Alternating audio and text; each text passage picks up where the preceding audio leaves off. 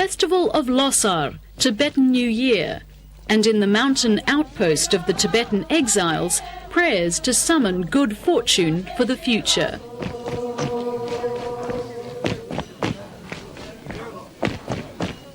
Devotees raise holy flags and 100,000 prayers fly up to heaven.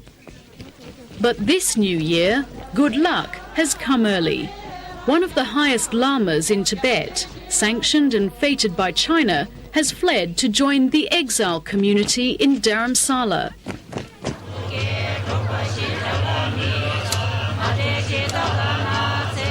He's the Karmapa Lama, and his presence here is a very public vindication that Beijing's attempt to win over Tibetan Buddhism in support of China's occupation is failing badly. In Dharamsala this new year, there is cause to celebrate.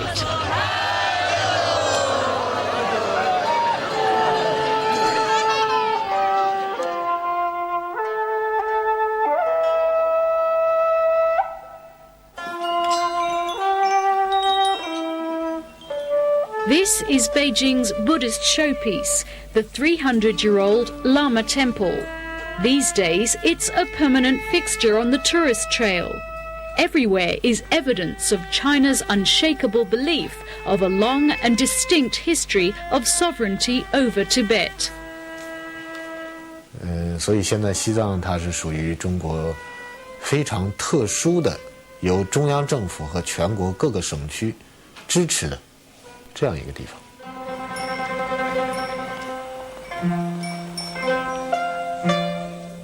The Lama Temple is a microcosm of how China would like Tibetan Buddhism to be. Controlled and patriotic, where living Buddhas like the Dalai Lama don't dabble in politics. 就是说达赖看起来非常的聪明，非常的睿智，非常的善良，那么为什么中国政府不能容忍他？我说你们只是看到了他的一个方面，他要分裂一个国家，要恢复政教合一的传统的这样一种制度。那么这无论对中国来说，无论对西藏的人民来说，这都是一种倒退。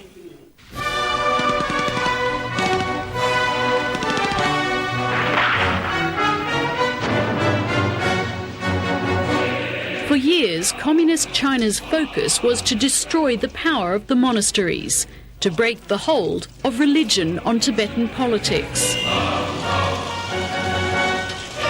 But in the 80s and 90s, Beijing switched tack, injecting billions of dollars into Tibet's economy, trying to co-opt Buddhism and win Tibetan hearts and minds.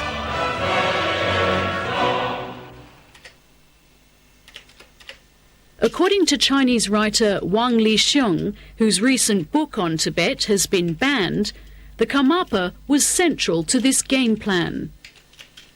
也确实就是噶玛巴这个事情也确实象征了这么一个问题，就是藏人他的心跟你离得越来越远。就是说虽然西藏在你控制之下，但是藏人的心跟你越来越远。The Karmapa heads the Kagyu or Black Hat sect of Buddhism, and by virtue of that, is one of Tibet's most influential lamas. After an 11-year search, regents for the Dalai Lama identified Urgen Trinley Dorje as the latest reincarnation of the Karmapa Lama. A lavish enthronement took place in 1992. The head of China's Religious Affairs Bureau paid his respects. That Beijing and the Dalai Lama had jointly approved the choice was a watershed in what had been an uneasy existence between an atheist state and its deeply spiritual charge. When China's leaders were told of the Karmapa's escape, Beijing's Tibet strategy lay in shreds. The defection of one of China's most accepted and sanctioned lamas exposed the sham of religious tolerance. If the Karmapa had been free to continue his work and studies in Tibet, then why did he defect? That's a question Beijing isn't prepared to acknowledge. The government says the Karmapa left to collect religious relics taken abroad by his predecessor. 我们不认为它是一种叛逃，它是一种出走，而他这次出走的最根本的理由，就是要到西金去索取和继承16世噶玛巴遗留下来的法器和法帽。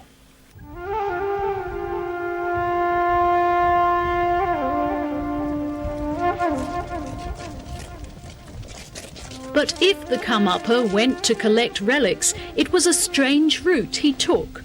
Like other exiles before him, including the Dalai Lama, the journey is a long and hazardous trek across the Himalayas. For all Tibetan exiles, it's an arduous journey. 走路大概走了15天左右吧，反正路上特别的艰苦吧。 This young man arrived a month ago, as scores of others arrive every week. He wants to remain anonymous because someday he plans to return to Tibet to push for independence. 山上的积雪也很多啊，现在是冬季吧，随时都有可能雪崩啊之类的啊，还有高山缺氧吧，反正有很多困难。但是对于我们来说，对我们藏族人来说啊，心里面都有一种意念。 所以说谁都没放弃。 It was pitch dark. We were not allowed to use any torch lights.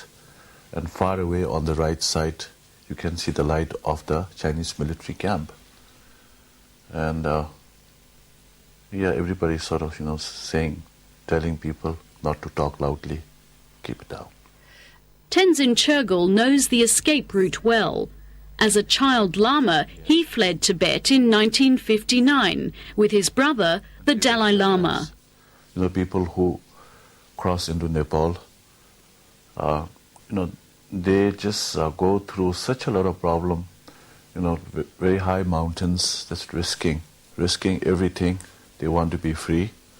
And some of these passes are never sort of, tried before.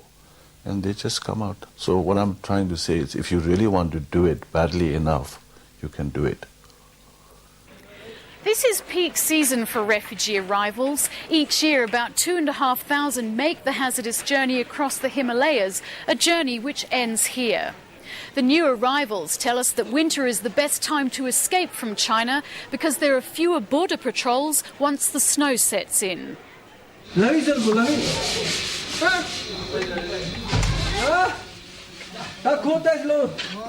At the refugee centre, they land tired and hungry. They have no home, no job, and barely any money.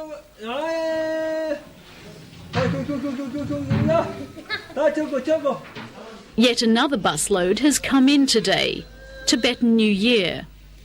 The hard climate has left its mark on children sent by poor parents to be educated in their mother tongue. Like the Karmapa, many are the victims of growing restrictions on Tibet's religious education.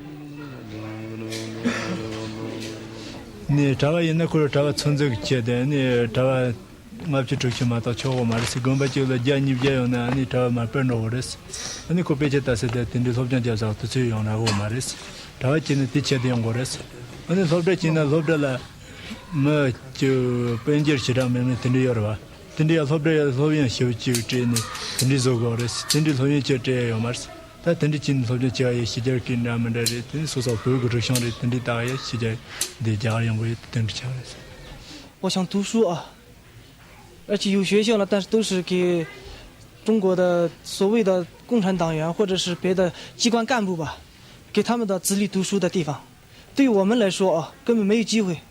而且他所宣传的啊，中国政府所谓的最喜欢宣传的啊，他也就是说，他对西藏的投资如何是吧？都是这些对吧？他所有的都是出于政治目的，并不说是真心帮助我们的。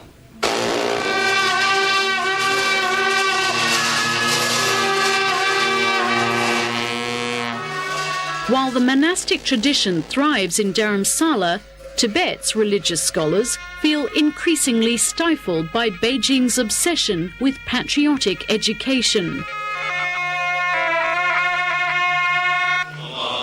Those close to the Karmapa confirm his education was a primary cause of dissatisfaction. We have been receiving reports in the last number of years that he was having difficulties for not being difficulties with receiving teachings from lamas of different traditions and high lamas of his own tradition as part of his religious education. He's also having difficulties of receiving visitors, and that we have had reports which caused us a great deal of concern that he was not very happy.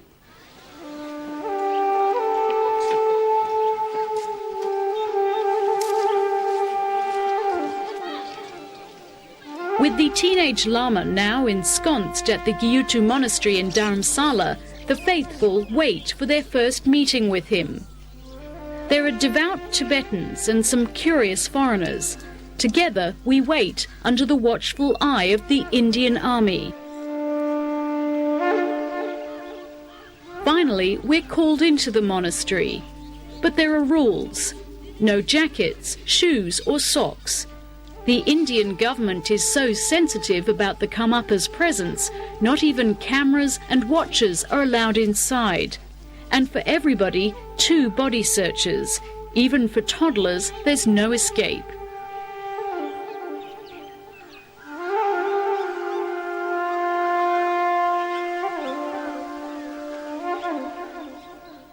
While life goes on as usual outside the monastery, inside, it's an extraordinary 10 minutes with the Karmapa. He delivers a modest message of peace and tranquility, but his physical presence transcends his words. The Karmapa may be only 14, but already his incredible spiritual presence leaves a deep and lasting impression. As the faithful depart, the Karmapa finally makes a more public appearance. Despite the high security, he appears relaxed in his new home, in no apparent rush to return to Tibet.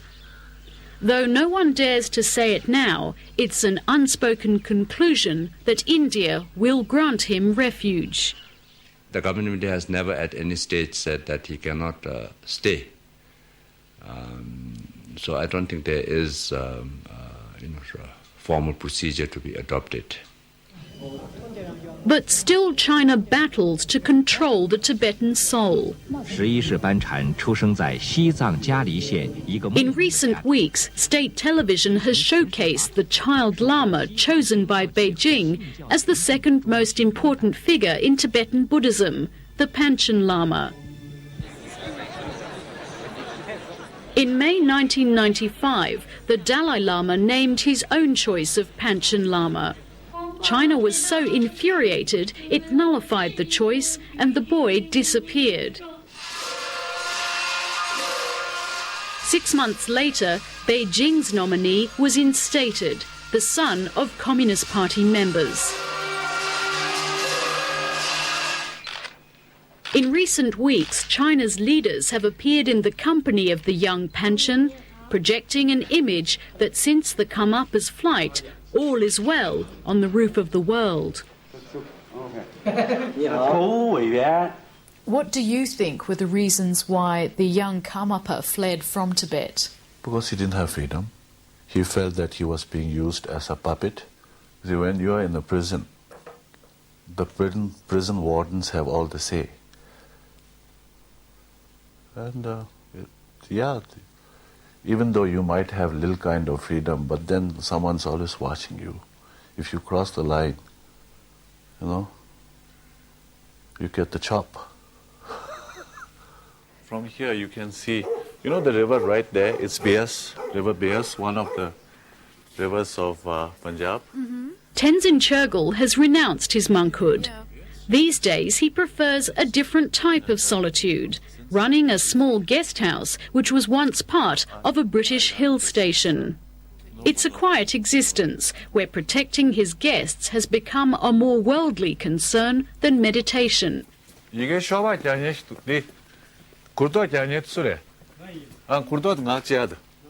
One of his main occupations these days is keeping monkeys well away from the guest house. You're going to be slingshotting the monkeys. Does it hurt?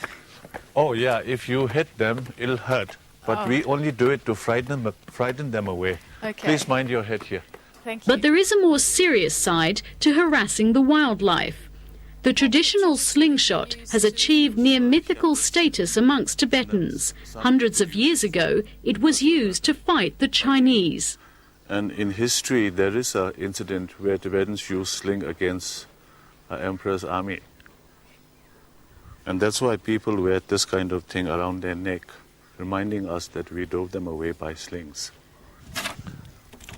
You got to choose the right kind of stone. Just physical overpowering a person doesn't ensure the person's, goodwill towards you. They haven't won the heart of the Tibetan people. Why, after 40 years, are Tibetans still unhappy with Chinese rule? 这个问题本身，我觉得，提出的就存在一定的缺陷。就是说，我们可以用什么样的证据或者事实来说明西藏的老百姓不喜欢中国政府？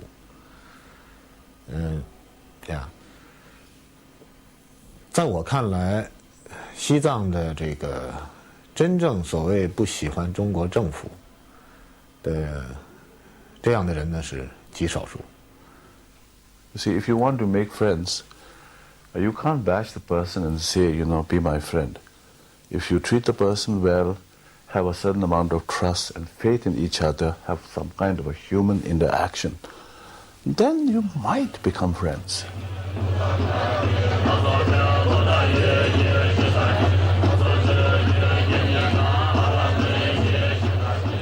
The exiles stand firm in their resolve that someday, in some form, they will return to their own land.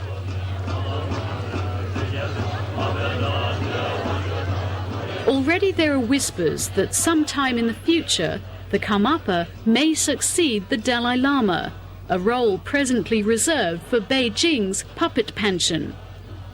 China may have won Tibet's physical submission, but the spiritual crown lies far beyond its reach.